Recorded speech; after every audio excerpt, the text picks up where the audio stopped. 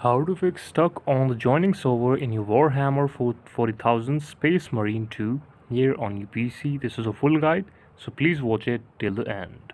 Now the first step we're going to take is what you have to do is if you're playing this game on your PC, then what you have to do is simply click on the cross option, and then you have to simply clear this game or close this game from your PC, and then go to check your network connection, that if you're connected with a better Wi-Fi network connection, or do you have the full strength Wi-Fi network connection that is important to run or operate a game smoothly on your PC.